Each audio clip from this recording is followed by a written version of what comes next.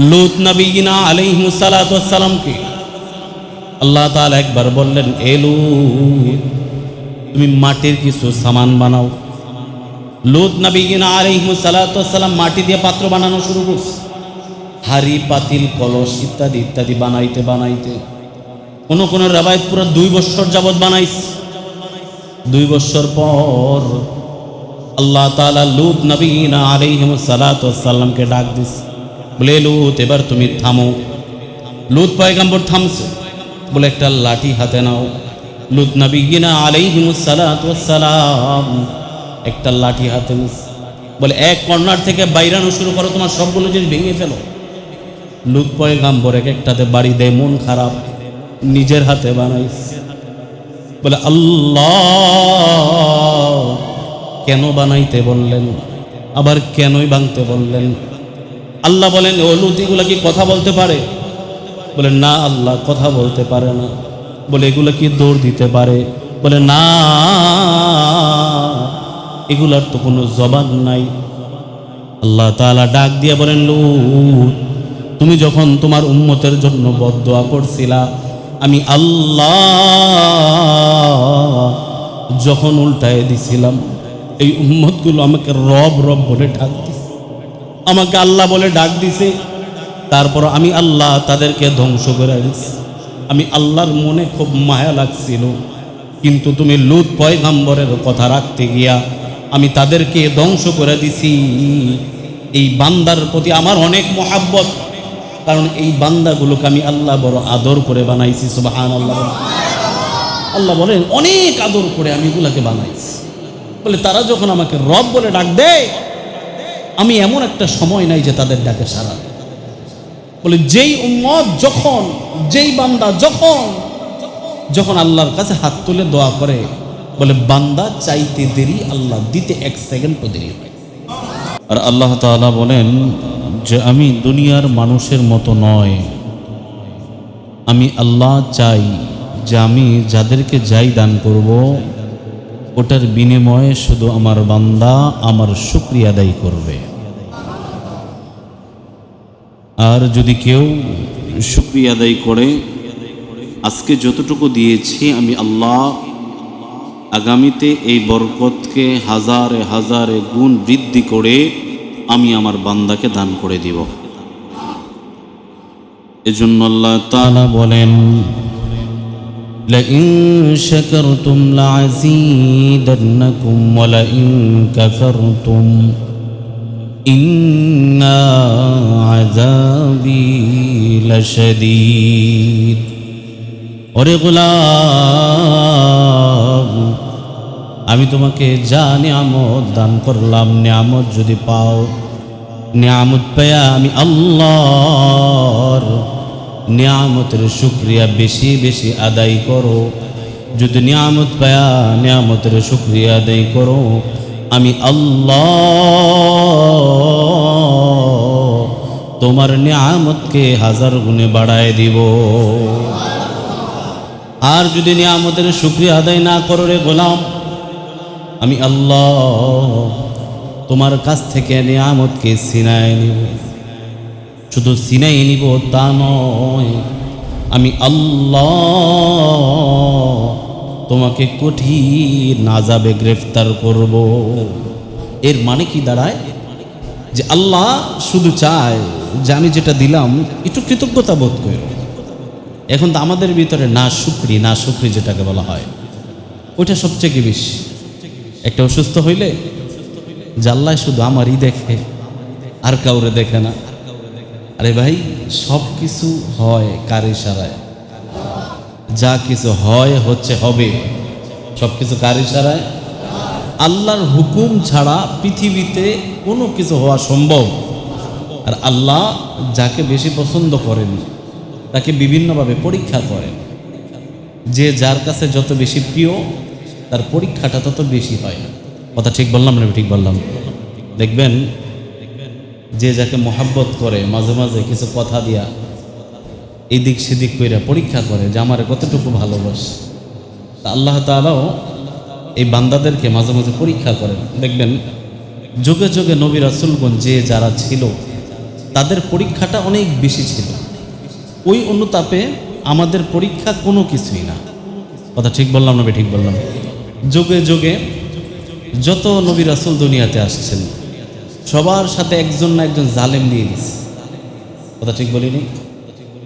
ইব্রাহিম খলিলুল্লাহ যখন ছিলেন তার সাথে জালেম হিসাবে নমরুদ ছিল। মুসা কালিমুল্লাহ যখন ছিলেন তার সাথে জালেম হিসাবে ফেরাউন ছিল।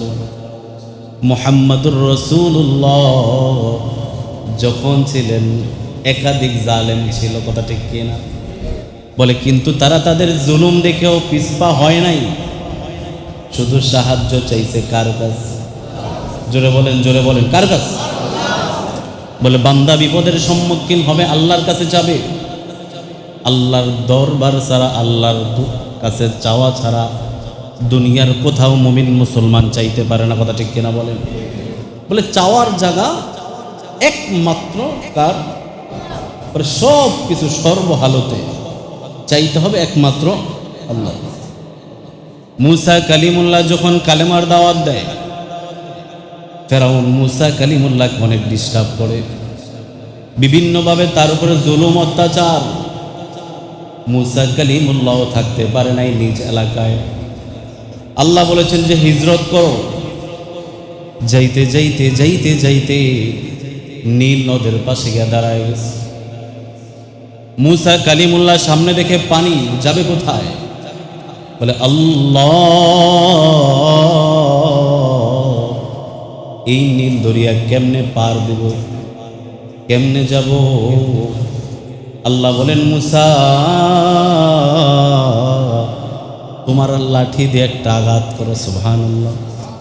বলে মুসা কালিমুল্লাহ আঘাত করতে দেরি হয়েছে। আল্লাহ আঘাতের সাথে সাথে 12টা রাস্তা তৈয়ার করে দিছে। বলে মুসা কালিমুল্লাহ আঘাত করেছে, মাত্র আঘাত করতে দেরি হয়েছে। বলে সাথে সাথে আল্লাহ 12টা রাস্তা বানাইছে। সুবহানাল্লাহ। তো মুসা কালিমুল্লাহর অনুসারী যারা সবাই পার হয়ে গেছে, এখন পিছনে রয়ে গেছে ফেরাউন। যে অন্যায় করে সেও জানে আমি অন্যায় করি, জানে না? যে মিথ্যা বলে সেও জানে আমি মিথ্যা বলি। যে অন্যায়ের পক্ষ নেয় সেও জানে আমি অন্যায় করি। কিন্তু অবস্থা হলো আমাদের নিজেদের দল বাড়ি করার চিন্তা। এখন ফেরাউন নদীর পাড়ে গিয়ে দাঁড়াইছে, চিন্তা করে কিরে এই রাস্তা তো আমার জন্য না। কারণ এই রাস্তা কে বানাইছে ফেরাউন জানে কিনা? কথা বলে না? ফেরাউনও জানে আমি যেই কাজ করি আমার জন্য এই রাস্তা না, কারণ এই রাস্তা বানিয়েছে মুসার আল্লাহ। বলে ফেরাউনও চিন্তা করতেছে যে রাস্তা তো আমার লেগা হয় নাই। এখন ফেরাউন যা চিন্তা করে মনের খবর রাখেন কে?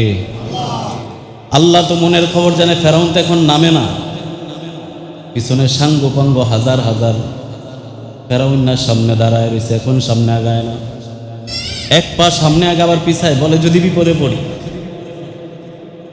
ফেরাউন যে ঘোড়ার উপরে বসা হাদিসের কিতাবের ভিতরে পাওয়া যায়। ঘোড়া দেখবেন, গরু দেখবেন, যখন কোনো ষাঁড় গরুর সামনে গাবি দেখে লাফায় পড়ে। কথা ঠিক কিনা? এখন ঘোড়ার সামনে যদি একটা গরু আসে, ঘোড়ার তো অবস্থা ঠিক থাকবে না। এখন আল্লাহ এক ফেরেশতাকে বলছে, ফেরেশতা যাও যাও, ফেরাউনের যেই ঘোড়া তার সামনে একটা গুড়ি হয়ে দাঁড়ায় যাও। এখন ফেরাউনের ঘোড়ার সামনে একটা গুড়ি দাঁড়ায় গেছে সুন্দর মতো। এখন গুড়ি যখন একটু নাচন দেয়, এখন ঘোড়ার অবস্থা ঠিক থাকে? কথা বলে না। আরে পুরুষের সামনে মহিলা আসলে পুরুষ অন্যরকম হবে, এটাই স্বাভাবিক। কথা ঠিক কিনা বলেন? কারণ যেই পুরুষ সামনে মহিলা দেখলে তার ভিতরে পরিবর্তন আসে না, সমস্যা। তা মহিলা যেটা মন না সেটার প্রতি একটু আকর্ষণ হবে, এটাই স্বাভাবিক। এটা আল্লাহ প্রদত্ত, এটা অন্যায় না। গুড়ি যখন সামনে এসে নাচন দিস, এখন ফেরাউনের ঘোড়ার মাথা নষ্ট হয়ে গেছে। এখন ফেরাউনের ঘোড়ার সামনের দিকে লাফানো শুরু করছে। ফেরাউন ঘোড়ার লাগামটা বলে যাইস না, যাইস না, যাইস না। কিন্তু এই যে খেলা দেখাচ্ছেন, এই খেলা কার? জুড়ে বলেন কার? এই খেলা কার? কাদেরে কুদরত দারি বর কামাল, আন্তা রব্বি আন্তা হাসবি জুল জালাল। সমস্ত খেলা দেখায় কে? সমস্ত ক্ষমতার মালিক কে? বলে সমস্ত ক্ষমতার মালিক একমাত্র আল্লাহ। আল্লাহ বলেন, বুড়ি তুই সামনে যা। ফেরাউনের ঘোড়া পিছনে পিছনে দৌড়ায়। ফেরাউন লাগাম টানে, ফেরাউন লাগাম টানে। এখন ঘোড়ারে তার ধরে রাখা যায় না। যখন ফেরাউন মাঝামাঝি যায়, যাওয়ার পর এখন আল্লাহ বলে, ফেরেশতা তোমার কাজ শেষ, তুমি চলে আস। এখন ফেরাউন পাগলা সামনে তাকায়, দেখি রে এখন ঘুরিরে দেখা যায়। ফেরাউন চিন্তা করলে কামটা হইল কি, এখন কি হবে? এখন তো মাঝামাঝি পিছনেও যাওয়া যাবে না, সামনেও যাওয়া যায় না। আল্লাহ বলেন, গুরি তুমি চলে আসো। পানিকে বলে, পানি তুমি মিলে যাও। পানি মিলা গেছে। এখন ফেরাউন আল্লাহর কাছে হাত বাড়াইছে, আল্লাহ আপনি মাফ করে দেন। এখন কি মাফ পাওয়ার সুযোগ আসেনি? জোরে বলেন আছে? আল্লাহ বলেন যে ফেরাউন এখন আর সুযোগ নাই, সুযোগ নাই। বলে তুমি ফেরাউনকে বানাইছিলাম আমি আল্লাহ, তোমাকে যারা অনুসরণ করতো না, তুমি ফেরাউন তাদেরকে নীল নদে চুবায় চুবায় মারতা। তাই আমি আল্লাহ তোমাকে বানাইছি, তুমি আমাকে মানো নাই। এই জন্য আমি আল্লাহ তুমি ফেরাউনকে চুবায় চুবায় মারব। ওমাকারু ওমাকারাল্লাহ আল্লাহু খায়রুল মাকিরিন। বলে দুনিয়ার মানুষ চক্রান্ত করে, দুনিয়ার মানুষ চক্রান্ত করে, কিন্তু সব কিছুর পরিকল্পনাকারী কে? বলে দুনিয়ার মানুষ যত পরিকল্পনা করে না কেন, সব কিছুর শেষে একটা পরিকল্পনা যিনি করে রাখেন তিনি কে? বলেন আল্লাহর সিদ্ধান্ত ছাড়া, আল্লাহর পরিকল্পনা ছাড়া একটা কাজও পৃথিবীতে বাস্তবায়ন হওয়া সম্ভব। কথা আসতে বলেন সম্ভব? বলে যত অহংকারী হও না কেন, যত ক্ষমতাধর হও না কেন, আল্লাহর সামনে গিয়ে দাঁড়াইলে সবকিছু জিরো জিরো জিরো। কথা ঠিক না বেঠি? তো ফেরাউনের ক্ষমতা কম ছিল না। ফেরাউন তাকে যারা অনুসরণ করতো না, তাকে যারা রব হিসাবে মানত না, তাদেরকে নীল নদের ভিতরে চুবায় চুবায় তিনি মারতেন। আল্লাহ বলছেন যে তুই যেহেতু মারতে, আমিও তোকে এইভাবেই মারি। তা ফেরাউন আল্লাহর কাছে মাফ চাইছে যে আল্লাহ আপনি মাফ করে দেন। আসলে মাফ পাওয়ারও একটা সময় আছে। বলে মানুষের তওবা ততক্ষণ পর্যন্ত কবুল হয় যতক্ষণ পর্যন্ত মানুষের ঘর গড়া শুরু না হয়। মানুষ দেখবেন মারা যাওয়ার আগে একটা গলার ভিতরে গড়গড় গড়গড় শব্দ হয়। খেয়াল করছেন এটা আপনারা? দেখছেন না? আমি অনেকেরই দেখছি। অনেক সময় মানুষ আমাদেরকে নিয়ে যায়, দেখি যে মানুষের যে একটা গড়গড়া শুরু হয়। কালামুল্লার ভিতরে 30 নম্বর পারার একটা সূরা আছে, সূরা নাজিআত। এই সূরার ভিতরে একটা আয়াত আছে, ওয়ান্নাজিআতি গরকা, যে মানুষের যখন গড়গড়া শুরু হয়ে যায় তার আগ পর্যন্ত বান্দা যা তওবা করে তার তওবা কবুল করেন কে? বলে আল্লাহর কাছে যখনই তওবা করবে আল্লাহ সাথে সাথে মাফ করবেন। বলে তার একটা লিমিটেশন আছে। বলে যখন গড়গড়া শুরু হয়ে যায় তখন যদি কেউ মাফ চায় তখন তার তওবা কবুল হয় না। এজন্য আমাদের একটু সচেতন হওয়া দরকার যে কখন কার সামনে কোন সময় মালাকুল মউত দাঁড়াবে। কেউ জানে কি? জোরে বলেন, জানে কেউ? কেউ বলতে পারবে? যখন মসজিদে বসে কথা বলতেছি, মসজিদ থেকে বের হতে পারবো, আপনি বের হতে পারবেন, এরকম কোনো গ্যারান্টি আছে? বলে এরকম কোনো নিশ্চয়তা নাই। তো অহংকার কিসের? কিসের অহংকার? আমরা এক একজন এক এক দিকে নিজের ক্ষমতা প্রদর্শন নিয়ে ব্যস্ত, যে বলি যে না না নিজের কোনো ক্ষমতা নেই, আমি যা করতেছি যা করব সব তো একমাত্র কার ইশারায়? বলে আল্লাহর ইশারা ছাড়া তো কোনো কিছুই হওয়া সম্ভব না। কারণ এই জন্য যা কিছু চাইব কার কাছে চাইব? জোরে বলেন কার কাছে? কারণ আল্লাহর কাছে চাওয়া ছাড়া মুমিন মুসলমান অন্য কোথাও চাইতে পারে? আমাদের তো জায়গায় একটা, জায়গা কয়টা? বলে দুনিয়ার ভিক্ষুক মিসকিন এক এক দুয়ারে দুয়ারে যায়, এক দরজার থেকে ফিরায় দেয়, আরেক দরজারে যায়, একখান থেকে পায় না আরেক জায়গায় গিয়ে পায়। কিন্তু বান্দা যারা কালেমা পড়ছে, ঈমান আনছে, তারা রাত্রি নিশ্চিতে অন্ধকারে সবসময় চাইবে কার কাছে? আল্লাহর কাছে। আল্লাহ নবী সাল্লাল্লাহু আলাইহি ওয়াসাল্লাম এই জন্য সাহাবায়ে কেরামদেরকে বারবার বলতেন, আদ-দুআউ মুখুল ইবাদা, বলে যত ইবাদত করো সকল ইবাদতের মগজ হলো দোয়া। বলে আল্লাহর কাছে বেশি বেশি দোয়া করো, বেশি বেশি দোয়া করো। বলে দুনিয়ার মানুষের কাছে নিজের সমস্যার কথা বলবা, মানুষ সেটা নিয়ে মজা নেয়, এই অমুক বিপদে পড়ছে, অমুক এই কাজ করছে। কিন্তু তোমার রব এমন এক রব, যে রবের কাছে সম্ভব অসম্ভব সব কিছু চাওয়া যায়, যিনি সব কিছুই বান্দাকে দান করে দেন। বলে আল্লাহর কাছে সব কিছু বলা যায়। বলে দুনিয়ার মানুষের তো একটা সিস্টেম আছে, আপনি চেয়ারম্যানের কাছে যাবেন, তার কাছে একটা লিমিট দেওয়া থাকে, এতটুকু বাজেট আসছে, তার বাজেট শেষ হয়ে যেতে পারে। কথা ঠিক বলি নেই? আপনি কমিশনারের কাছে যাবেন, মেয়রের কাছে যাবেন, বলবেন যে আমার এত বস্তা চাউল লাগবে, বলবে এবার বাজেট ছিল, বাজেট শেষ হয়ে গেছে। আল্লাহর কি কোনো বাজেট আছে? জোরে বলেন, কোনো বাজেট আছে?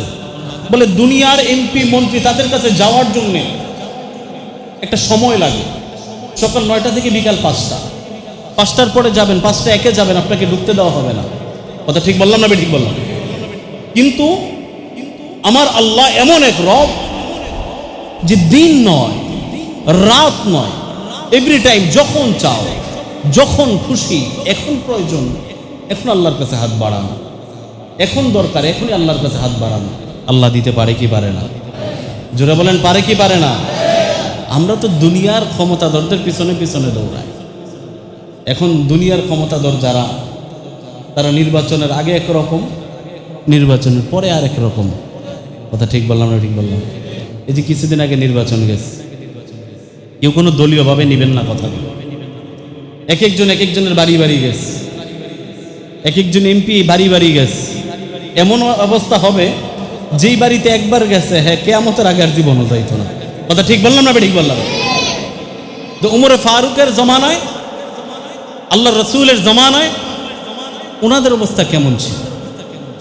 বলে উমরে ফারুক তো এক রাত্রিতেও ঘুমাইতেন না, ঘুরে ঘুরে ঘুরে ঘুরে দেখতেন কোন এলাকার কি অবস্থা, কোন মানুষটা কেমন আছে, মানুষের কাছে যাইতেন।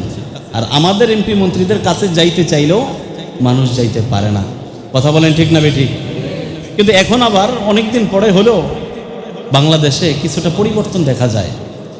যেমন গতকালকের একটা ঘটনা আমার কাছে অত্যন্ত ভালো লাগছে, যেটা আসলে আমার কাছে মনে হচ্ছিল যে আমরা তো রাসূলের জমানা দেখিনি, কিন্তু রাসূলের জমানার কিছু নজরিয়া যেটা বর্তমান যুগে আয়েশা ও আলেমদের মাধ্যমে আল্লাহ তাআলা দেখিয়ে দিচ্ছেন। সুবহানাল্লাহ। যে গতকালকে দেখলাম মাদারীপুর, ওইখানের যিনি মাদারীপুর 1 আসনের এমপি, মাওলানা হানজালা ভাই বেশি সম্ভবত ওনার নাম, বাহাদুরপুরের পিসা হুজুরের ছেলে, তো উনি এমপি হয়েছে ওইখানে। তো ওনার একটা জিনিস আসলে কথায় কথা চলে আসছে, এটা কোনো উদ্দেশ্য ছিল না বলার। একটা জিনিস দেখলাম যে উনি কোথাও এক জায়গায় যাচ্ছিলেন, তো ওনার এক এলাকার জনগণ, তিনি ভ্যান গাড়িতে করে মনে হয় চিকিৎসার জন্য যাচ্ছেন। আমি পুরো ভিডিওটা দেখতেছিলাম, যে আল্লাহর বান্দা দেখলাম যে নিজের প্যারাডু গাড়ি থেকে নেমে ওই রুগীটাকে প্রথম দেখলেন, দেখার পরে দেখলাম যে ওই রুগীটাকে তার গাড়িতে তুইলা দিয়া তিনি অন্য মাধ্যমে গেছেন, তার গাড়ি দিয়ে রুগীকে তিনি হসপিটালে পাঠায় দিয়েছেন। সুবহানাল্লাহ বলবেন না? এখন দেখবেন অনেক সময় আমরা দেখি, অনেক দোয়া করি, মনে হচ্ছে কবুল হয় না, কিন্তু হাদিসের কিতাবে পাওয়া যায় বান্দার প্রত্যেকটা দোয়া আল্লাহ কবুল করেন। কোনোটা দুনিয়াতে দিবেন, কোনোটা আল্লাহ আখিরাতে দান করেন। হাসরের ময়দানে যখন মানুষগুলো দাঁড়াবে, যেই দোয়াগুলো কবুল হয় নাই, মনে হচ্ছে দুনিয়াতে, ওইটার বিনিময়ে আল্লাহ পাহাড় পরিমাণে নেকি বান্দাকে দান করবেন। যখন এই উম্মত হাসরের ময়দানে দাঁড়াবে যে আল্লাহ, দুনিয়াতে তো আমি এতগুলো নেকি করি না, এগুলো কোত্থেকে আসলো? তখন আল্লাহ বলবেন, তুমি তো দোয়া করছিলা অমুক মাসের অমুক তারিখে, তোমার কাছে মনে হয়েছে আমি দোয়াটা কবুল করি নাই, আমি আল্লাহ কবুল করেছিলাম, কিন্তু এটা তোমাকে দুনিয়াতে দেই নাই, আজকে হাসরের ময়দানে আমি আল্লাহ তোমাকে দান করে দিলাম। তখন বান্দা আল্লাহর কাছে বলবে, আল্লাহ দুনিয়াতে কোনো দোয়াই কবুল না হইতো, সমস্ত দোয়ার বিনিময়গুলো যদি আপনি হাসরের ময়দানে দিতেন তাহলে কতই না সুন্দর হতো। সুবহানাল্লাহ। এই জন্য মূল কথার এক কথা হলো, আমরা সব কিছু চাইবো কার কাছে? আর একটু জোরে বলেন। আল্লাহ দিতে পারে না এমন কোনো জিনিস আছে? অসম্ভব আছে নাকি? এই জন্য দুনিয়ার মানুষের যে কথা বলতেছিলাম, দুনিয়ার মানুষের দ্বারা অসম্ভব আছে, আল্লাহর পক্ষে কোনো কিছু অসম্ভব। আল্লাহ নবীর এক সাহাবী যুদ্ধের ময়দানে যাবে, আল্লাহ তাআলা যুদ্ধের জন্য আল্লাহ রাসূলকে আদেশ করেছেন। আল্লাহ নবী সমস্ত সাহাবীদেরকে যুদ্ধের ঘোষণা দিয়ে দিয়েছেন যে তোমরা জিহাদে যাবে। সমস্ত সাহাবীরা জিহাদের জন্য যার যার গোড়ায় কেউ উঠে যুদ্ধের দিকে রওনা করেছে। তো যখন জিহাদের দিকে যাচ্ছে, একদিন, 2 দিন, 3 দিন সফর, মাইলকে মাইল জায়গা ঘোড়ার পিঠে করে যাচ্ছে। হঠাৎ করে এক সাহাবী তার ঘোড়া গর্তে পা পইরা ঘোড়া উল্টে পড়ে মারা গেছে। এখন আর ঘোড়া নাই। সমস্ত সাহাবীরা যার যার মধ্যে যুদ্ধের ময়দানে চলে যায়। ওই সাহাবী এখন চিন্তা করে, আল্লাহ, আমার রাসূল আমাকে যুদ্ধের জন্য আদেশ করেছেন, আমি যদি এখন না যাইতে পারি আমার অবস্থা কি হবে? ওগো আল্লাহ, আমি যে ঘোড়ার পিঠে করে যাব, ঘোড়া তো মারা গেছে, আমি কেমনে যাব? আল্লাহর বান্দা এটা বলে চোখের পানি ফেলে আল্লাহর কাছে হাত বাড়াইস, বলে, আল্লাহ, জীবন দেওয়ার মালিক কে? জবান খুলে বলেন কে? জীবন দেওয়ার মালিক আল্লাহ, জীবন নেওয়ার মালিকও। বলে আল্লাহই দেয়, আল্লাহই নেয়। আল্লাহর বান্দা বলেন, ও আল্লাহ, আমার পক্ষে পায়ে হাইটা যুদ্ধে যাওয়া সম্ভব না, আপনি একটা ব্যবস্থা করে দেন। আল্লাহ নবীর সাহাবী বলেন, আমি দোয়াটা করলাম মাত্র, দোয়ার পরে সুন্নত হলো হাত মুখে মুছে দেওয়া।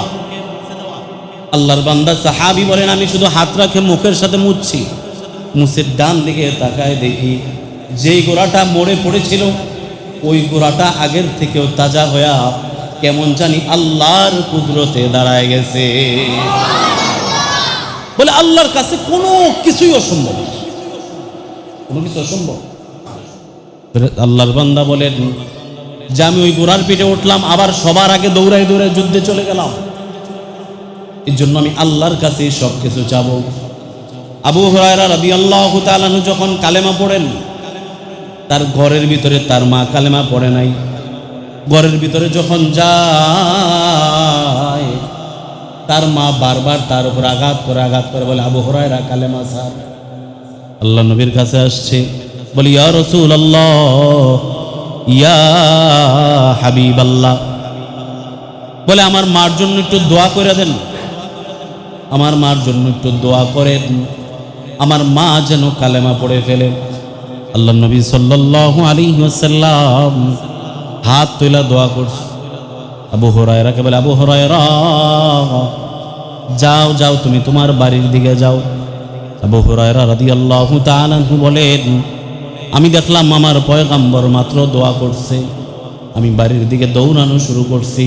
বাড়িতে গেলাম, বাড়িতে গিয়ে দেখি আমার মা গোসলখানায় গোসল করে। আমার মা গোসল করে নতুন কাপড় চোপড় পরে ঘর থেকে বের হইছে। যেই মা আমাকে লাঠি নিয়ে তাড়াইতো, লাঠি নিয়ে দাঁড়ায় থাকতো কালেমা পড়ার কারণে, যখন আমার রাসূল আর আমি দোয়া করলাম মার জন্যে, এখন দেখি আমার মা পবিত্র হয়ে আমার সামনে দাঁড়ায় গেছে। আমার মা আমাকে ডাক দিয়া বলে, আবু হুরায়রা, এতদিন তোমার উপর অনেক আক্রমণ করেছি, তুমি যেই দলে ছিলা আমি সেই দলে ছিলাম না। তুমি আব্দুল্লাহর বেটা মুহাম্মদের কাছে কালেমা পড়ছো, তাকে নবী হিসাবে মেনেছিলা, আমি তাকে নবী হিসাবে মানতাম না, আমি তার উপরে কালেমা পড়ি নাই। কিন্তু আমি তোমার মা, এই মুহূর্তে ঘোষণা দিলাম, তুমি আবু হুরায়রা যেই দলে, আমি তোমার মা আজ থেকে সেই দলে। আবু হুরায়রা দৌড়ে আবার রাসূলের কাছে আসছে, এসে বলি, ইয়া রাসূলুল্লাহ, ইয়া হাবিবাল্লাহ, আপনি তো দোয়া করলেন, আমাকে বাড়ির দিকে যাওয়ার জন্য বললেন, আমি আবু হুরায়রা বাড়িতে যাওয়ার আগেই আপনি মুহাম্মদুর রাসূলুল্লাহর দোয়া আমার বাড়িতে পৌঁছে গেছে। বলে দোয়ার এত পাওয়া। এই জন্য আমি সবাইকে সবসময় বলি যে সবচেয়ে বেশি দোয়ার আমলকে বাড়ায় দেন। যদি দোয়ার আমল বেশির থেকে বেশি হয় তাহলে আপনি সমস্ত কাজের ভিতরে বরকত পাবেন। দেখবেন অনেক কাজ করে করা যায় না, কিন্তু আল্লাহ সাহায্য করলে অনেক সময় অনেক কিছু সহজ হয়ে যায়। কথা বলেন ঠিক না বেঠিক? কারণ আমরা যেই নবীর উম্মত, আমাদের কিন্তু একটা বিশেষ পাওয়ার আছে। আমাদের কওমি মাদ্রাসায় যারা আমরা পড়াশোনা করেছি, ওইখানে একটা কিতাব থাকে সর্বপ্রথম, যে কিতাবটার নাম তালিমুল ইসলাম। এই কিতাবের সর্বপ্রথম একটা শব্দ আছে। শব্দটা হলো যে তুম কোন হো, মানে কিতাবের লেখক আপনাকে প্রশ্ন করছে যে তুমি কি। এটা আমাদের ওস্তাদরা বলতেন যে এই প্রশ্নটার মানি জানো? এই প্রশ্নটার মানি হলো যে এই উম্মতে মুহাম্মদী, এই মুসলমান যদি তাকে সে নিজে চিনে তাহলে তার দ্বারা অন্যায় করা সম্ভব না। সুবহানাল্লাহ। আমাদের সমস্যা হলো আমরা নিজেদেরকে চিনি না, আমরা নিজেদেরকে চিনি না। আসলে অনেক কিছু আমরা অনেক সহজে পেয়ে ফেলেছি। যেমন দেখেন পৃথিবীতে নবী রাসূল আসছেন কত? 100 লক্ষ। সর্বশেষ নবীর নাম সুবহানাল্লাহ। এই নামটা বলতে ভয় লাগে নাকি? একসাথে বলেন, মুহাম্মাদুর রাসূলুল্লাহ সাল্লাল্লাহু আলাইহি ওয়াসাল্লাম। উনি কি নবী? কি নবী? জোরে বলেন। শেষ নবী এবং জিন্দা নবী, এটা আমাদের আকীদা। আল্লাহ রাসূল তার রওজা মুবারকে জিন্দা, এটা সকলের আকীদা। আহলে সুন্নাত ওয়াল জামাতের প্রথম আকীদা হলো এটা, যে আল্লাহ নবী তার রওজায় জিন্দা। আমাদের নবী শেষ নবী। ঘোষণাকার জোরে বলেন, মা কানা মুহাম্মাদুন আবা আহাদিন মির রিজালিকুম ওয়ালাকিন রাসূলুল্লাহি ওয়া খাতামান নাবিয়্যিন। যে আমাদের নবী শেষ নবী, তারপরে কোনো নবী আছে? বলে তারপরে কোনো নবী নাই। তার উপরে তার থেকে বড় কোনো নবী আছে? বলে যে না। তার থেকে দামি কোনো নবীও নাই, তারপরে কোনো নবীও আছে নাকি? সম্ভাবনা আছে। বলে কেউ যদি চিন্তা করে সম্ভাবনা, তাহলে তার ঈমান। তা আমি যেটা বুঝাইতে চাইছিলাম যে আমরা আমাদের মূল্যায়নটা বুঝি না। যদি কেউ নিজেকে না চিনে, যে আমাদের সর্বপ্রথম চিন্তা করা দরকার যে আমি যেই নবীর উম্মত উনি শেষ নবী, আমি যেই নবীর উম্মত উনি সবচেয়ে দামি নবী, আমি যেই নবীর উম্মত ওই নবীর জন্য আল্লাহ আসমান বানাইছেন, ওই নবীর জন্য আল্লাহ জমিন বানিয়েছেন, ওই নবীর জন্য আল্লাহ জান্নাত বানিয়েছেন, ওই নবীর জন্য আল্লাহ জাহান্নাম বানিয়েছেন। আমি সেই নবীর উম্মত, আমার পাওয়ারিতে থাকবে অন্যরকম। কথা ঠিক কিনা বলেন? কারণ আমার নবী আল্লাহকে যা বলেছেন আল্লাহ তাই করেছেন। সুবহানাল্লাহ। আচ্ছা, সকালবেলাও এক হাদিস পড়তেছিলাম, আলী রাদিয়াল্লাহু তাআলা আনহু থেকে বর্ণিত। তো তিনি একটা হাদিসের ভিতরে এরকম ভাবে বলতেছিলেন, বুখারীতে আসছে হাদিসটা। আলী রাদিয়াল্লাহু তাআলা আনহুকে নিয়ে আল্লাহ নবী সফরে গেছেন। যে আমার নবী যে কতটা দামি এটা বলি আমি আজকে শেষ করে দেব, যে তার কথা কতটুকু শুনে। তো আলী রাদিয়াল্লাহু তাআলা আনহু আল্লাহ রাসূলকে নিয়ে সফরে, আল্লাহ নবী সাল্লাল্লাহু আলাইহি ওয়াসাল্লাম হঠাৎ করে আলী রাদিয়াল্লাহু তাআলা আনহুকে ডাক দিয়ে বলে, আলী আমি একটু বিশ্রাম করব। সুবহানাল্লাহ। আমি একটু বিশ্রাম করব, একটা গাছের ছায়া দেখো। আলী রাদিয়াল্লাহু তাআলা আনহু বলেন, আমি খুঁজে খুঁজে একটা গাছ বের করলাম, গাছের নিচে আমি শুয়ে বসলাম। আল্লাহ রাসূলকে বললাম, ইয়া রাসূলুল্লাহ, ইয়া হাবিবাল্লাহ, যে গাছ পাইছে একটু ছায়া আছে। আল্লাহ নবী বলেন, আলী তুমি একটু বসো, তোমার উরাতরা পাইতে দাও। আলী রাদিয়াল্লাহু তাআলা তার উরাত দিলেন। আল্লাহ নবী উরাতের উপরে মাথা দিয়ে শুয়ে পড়ছে। সুবহানাল্লাহ বলি। জোহরের পরে শুইছে, আসরের সময় হয়ে গেছে। আল্লাহ নবী বিভোর ঘুম। শরীয়তের একটা মাসালা হলো, যদি অনেক বেশি ঘুমে থাকে ডাক দিও না। আলী রাদিয়াল্লাহু তাআলা আল্লাহ রাসূলকে ডাক দিবে, ভয় পাইতেছে। এদিক দিয়ে নামাজের সময় শেষ হয়ে যায়, আসরের ওয়াক্ত একেবারে কম সময়। আলী রাদিয়াল্লাহু তাআলা চিন্তা করেন যে কালেমা পড়ার পর কোনোদিন নামাজ কাজা হয় নাই, আজকে কি অবস্থা হবে, আজকে কি নামাজ মিস হয়ে যায় কিনা। নামাজ কাজা হয়ে যায় কিনা। আবার যে পয়গম্বরকে ডাক দিবেন সেটাও ভয় পেয়েছে। এত বড় মানুষ ডাক দেয় কেন, এটা চিন্তা করে ডাকও দিচ্ছেন না। আবার নিজে নিজে ভয়ে ভয়ে খুব চিন্তিত। তো চিন্তা করতে করতে তাদের ভিতরে তো নামাজের মোহাব্বত, ভালোবাসাটা এত বেশি যে তিনি আল্লাহর ভয়ে কাঁদতে কাঁদতে চোখের পানি আল্লাহ রসুলের কপাল মোবারকের উপর পড়ে গেছে। যখন আল্লাহ রসুলের কপালের উপরে পানি পড়ছে, আল্লাহ রসুল চোখ মেলছে, বলে আলী কি হয়েছে, কাঁদো কেন? বলে ইয়া রসুল আল্লাহ, ইয়া হাবিব আল্লাহ, আসমানের দিকে তাকায় দেখেন সূর্য ডুবে যায় যায় বাপ। বলে কি হয়েছে? বলি ইয়া রসুল আল্লাহ, আসরের সময় চলে যায়, নামাজ কাজা হয়ে যায়। আল্লাহ নবী বলেন আলী, আমি তো নামাজ কায়েম করার জন্য আসছি, নামাজ বাদ দেওয়ার জন্যে আমি মুহাম্মদ দুনিয়াতে আসি নাই। বলে আমি তো নামাজের পক্ষে দুনিয়াতে এসেছি, আল্লাহ আমাকে হাদিয়া দিয়েছেন নামাজ, তা আমি রসুলের জন্য নামাজ নষ্ট হবে সেটা তো হতে পারে না। আল্লাহ রসুল বলেন আলী তুমি বসো। আল্লাহ রসুল আল্লাহর নামে শাহাদাত আঙ্গুলকে ইশারা করেছেন, শাহাদাত আঙ্গুলকে দিয়ে এভাবে উপরের দিকে টান দিয়েছেন। হাদিসের কিতাবে আসে আল্লাহর নবী এভাবে যখন টান দিয়েছেন, টান দিতে দেরি হয়, সূর্যটা আসরের ওয়াক্তে যেই জায়গায় থাকার কথা আল্লাহর নবীর ইশারায় সূর্য আবার আগের জায়গায় চলে আসছে। আমার নবীর কেমন ক্ষমতা, কেমন মর্যাদা, যে আমরা তো সেই নবীরই উম্মত। এখন আমাদেরও তো অবস্থা সেরকম হওয়া দরকার। কথা বলেন ঠিক না বেটি? আমরা যদি আমাদের মান অনুযায়ী কাজ করি, তাহলে আমাদের সামনে ইহুদি নাসারা, লাল কুত্তার বাচ্চারা কথা বলতে পারবে না। কথা বলেন ঠিক না বেটি? কিন্তু আমরা তো আমাদের অবস্থানে নাই। আল্লাহ রাসূল আসছেন নামাজ প্রতিষ্ঠা করার জন্য, আর আপনি আমি নামাজকে ছেড়ে দিচ্ছি। কথা ঠিক না বেটি? আল্লাহ নবী সাল্লাল্লাহু আলাইহি ওয়াসাল্লাম বলেন আউয়ালু মা ইউহাসাবু বিহিল আবদু ইয়াউমাল কিয়ামাতিস সালাহ। বলে যত ইবাদত করো না কেন, হাসরের ময়দানে সর্বপ্রথম হিসাব কিসের? জোরে বলেন। বিশ্বাস হয়নি? তো যেই জিনিসের হিসাব আগে সেটা তো ছেড়ে দেওয়া দরকার। আসতে বললেন। নামাজ ছাড়বেন না ধরবেন?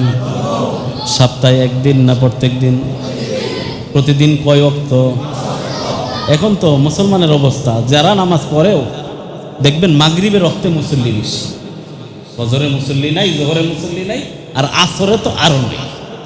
কথা ঠিক বললাম না? ঠিক বললাম?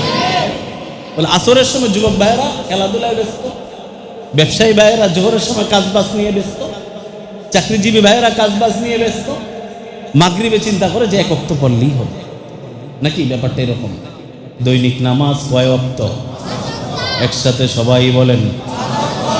যদি কোনো ওয়াক্ত ছাড়েন, কোনো ওয়াক্ত ধরেন, হইব নি? পড়তে হবে কয় ওয়াক্ত? মুসল্লিতে এখন কয়েক ক্যাটাগরি। কেউ আছে হুদা জুমার নামাজ পড়ে, কেউ আছে হুদা ঈদের নামাজ পড়ে, কেউ আছে হুদা কদরের নামাজ পড়ে, কেউ আছে শুধু বরাতের নামাজ পড়ে। কথা ঠিক বললাম না? ঠিক বললাম? এই জন্য আমাদের মুরব্বীরা বলেন যে মুসল্লি কয়েক ধরনের। এক ধরনের মুসল্লি শুক্র আলী মুসল্লি, যেটি হুদা শুক্রবারই আয়। কারণ এই যে শুক্রবারে যে মুসল্লি বড়া, মসজিদে জায়গা নাই, পুরো ভরে গেছে। এই মুসল্লিগুলো কি ফজরে ছিল না? এই লোকগুলো কি এই এলাকার না? জুমার নামাজ পড়া কি ফরজ? কি আমার সাথে বলেন সবাই, কি একসাথে বলেন? তো ফজরের নামাজ, তাহলে ফজর আসলেন না জুমায় আসলেন, ওটাকে অবমূল্যায়ন করা হলো না? এই জন্য 5 ওয়াক্ত নামাজ মসজিদে জামাতের সাথে পড়তে রাজি আসেনি? আসেনি? রাজি আছেন কে কে? দুইটা হাত দেখান তো দেখি। হাত টান টান করেন, টান টান করেন, বেকা বেকা করে রাখেন না, টান টান উঁচা করেন, ওয়াদা করেন আল্লাহ আজকে থেকে 5 ওয়াক্ত নামাজ। 5 ওয়াক্ত। কয় ওয়াক্ত? জবান খুলে বলেন কয় ওয়াক্ত? 5 ওয়াক্ত নামাজ জামাতের সাথে মসজিদে এসে পড়ব ইনশা আল্লাহ তাআলা আমাদের সবাইকে কবুল করুন। কারণ নামাজ ছাড়া কোনো উপায়, অন্য অন্য ইবাদত যাই হোক, দেখবেন যার শুরু শেষ ভালো, শুরুটা যদি ভালো হয়, যারা আমরা খাতা দেখি পরীক্ষা, আমরা খাতাটা নিয়ে প্রথম দেখি যে প্রথম কি লিখছে। এখানে অনেক শিক্ষিত মানুষ আছেন, যদি প্রথম সাজানোটা সুন্দর থাকে অন্যগুলা দেখা একটু হালকা করে দিই, কি বলেন স্যার? ঠিক আছে না? আর যদি প্রথমেই গন্ডগোল থাকে, ছাত্র সুবিধা না, অনেক সময় এমন আন্তাজে না দিকে কাইটটা ফালাই হয় না এরকম। যেহেতু আল্লাহ রসুল বলছেন প্রথম হিসাবটা হবে কিসের? নামাজের। তো নামাজের আমলটা যদি সুন্দর হয়, হিসাবটা যদি সুন্দর মতো আল্লাহর কাছে যায়, এতটুকু আশা করা যায় আল্লাহ সমস্ত আমলগুলোকে সুন্দর করে আমাদের ঠিকানাকে জান্নাত বানায়।